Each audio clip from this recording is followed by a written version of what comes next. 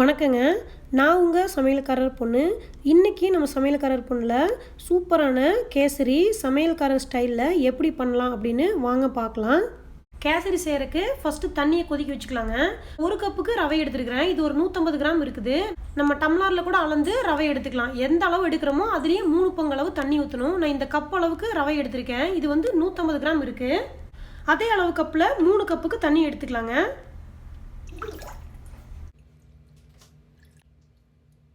இப்போ இந்த தண்ணி நல்லா கொதிக்கட்டும். இந்த தண்ணி கொதிக்கிறதுக்குள்ளே நம்ம ரவையை நல்லா வறுத்து எடுத்துக்கலாம். 1 டேபிள் ஸ்பூனுக்கு நெய் விட்டுக்கலாங்க. 1 டேபிள் ஸ்பூனுக்கு சன்ஃப்ளவர் ஆயில் விட்டுக்கலாம். 10 முந்திரி பருப்புங்க நல்லா உடச்சி வச்சுருக்கேன். இதை போட்டு நல்லா வறுத்துக்கலாம். முந்திரி நல்லா பொன்னிறமாக வந்துருச்சு. ஒரு 20 திராட்சை எடுத்து வச்சுருக்கேன். இதையும் போட்டுக்கலாம். திராட்சையும் நல்லா பொரிஞ்சிருச்சுங்க. எடுத்து வச்சுருக்கிற ரவையை போட்டுக்கலாம். லைட்டாக ரவை வணங்கி நல்ல வாசனை வந்தால் போதும். இதில் நம்ம சன்ஃப்ளவர் ஆயிலுக்கு பதிலாக வந்துங்க கல்லெண்ணெயும் நல்லெண்ணெயும் சேர்க்கக்கூடாது. ஏன்னா சன்ஃப்ளவர் ஆயிலுக்கு வந்து எந்த வாசனையும் இல்லாதனால அது நெய்யோடு கலக்கும்போது நெய்யோட வாசம் மட்டும்தான் நம்ம கேசரி சாப்பிடும்போது நம்மளுக்கு தெரியும்.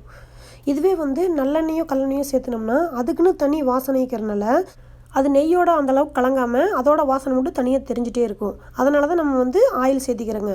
உங்களுக்கு விருப்பம் இல்லாட்டி நீங்கள் ஃபுல்லாகவே நெய்யை சேர்த்திக்கலாம். இப்போ ரவை வறுபட்டு நல்லா வாசனை வருதுங்க. இதில் ஒரு 1/4 டீஸ்பூனுக்கு ஏலக்காய் பொடி சேர்த்திக்கலாம். 1/4 டீஸ்பூனுக்கு கொஞ்சம் கம்மியாக கேசரி பவுட்ரு சேர்த்திக்கலாம். இதை அப்படியே மிக்ஸ் பண்ணி விட்டுறலாங்க. நம்ம சூடு பண்ணியிருந்த தண்ணி நல்லா கொதிக்க ஆரம்பிச்சிருச்சுங்க. இந்த தண்ணியை நம்ம வறுத்து வச்ச ரவைக்குள்ள ஊற்றிடலாம். தண்ணியை வந்து ஒரே டைமில் அப்படியே ஊற்றிடணுங்க. கொஞ்சம் கொஞ்சமாக ஊற்றக்கூடாது. அப்படியே லைட்டாக மிக்ஸ் பண்ணி விடலாங்க. இந்த மாதிரி நம்ம செய்யும்போது கேசரி வந்து கட்டியே தட்டாது. ஈஸியாக நீங்கள் கலரிடலாம். ஒரு 2 நிமிஷம் இந்த ரவை நல்லா வேகட்டுங்க. இப்போ ரவை நல்லா வெந்துருச்சு. எடுத்து வச்சுக்கிற சர்க்கரையை உள்ளே போட்டுடலாம். 1 கப்பு ரவைக்கு 1.25 கப்பு சர்க்கரை கரெக்டாக இருக்குங்க. உங்களுக்கு கொஞ்சம் இனிப்பு அதிகமாக பிடிக்கும்னா நீங்கள் 1.5 கப்பு கூட போட்டுக்கலாம். இந்த சர்க்கரை போட்டனையும் கேசரி நல்லா இலக்கம் கொடுக்கும். ஒரு 2 நிமிஷம் அப்படியே நம்ம கலக்கிட்டு இருந்தீங்கன்னா நல்லா இஞ்சிக்கும். இப்போ 1 டேபிள் ஸ்பூனுக்குங்க சன்ஃப்ளவர் ஆயில் ஊற்றிக்கலாம். அப்படியே லைட்டாக கிளறி விட்டு இருந்தால் போதுங்க. இப்போ நல்லா சர்க்கரையெல்லாம் இஞ்சி அப்படியே கேசரி கெட்டி பதத்துக்கு வருது. இந்த ஸ்டேஜில் 1 டேபிள் ஸ்பூனுக்கு நெய் விட்டுக்கலாம்.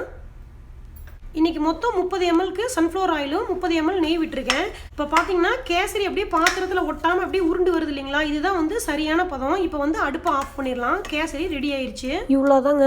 ஒரு 10 நிமிஷத்துக்குள்ளே நல்லா சாஃப்டாக நல்லா டேஸ்ட்டாக சமையல்கார ஸ்டைலில் கேசரி செஞ்சாச்சு. கண்டிப்பாக நீங்களும் உங்கள் வீட்டில் இதை ட்ரை பண்ணி பாருங்கள். எப்படி இருந்துச்சுன்னு உங்கள் கமெண்ட்ஸ் எனக்கு சொல்லுங்கள். இந்த வீடியோ உங்களுக்கு பிடிச்சிருந்தா சமையல்காரர் பொண்ணுக்கு சப்ஸ்கிரைப் பண்ணுங்கள். நான் இன்னொரு சூப்பரான வீடியோவோட உங்களை சந்திக்கிறேன். தேங்க்யூங்க.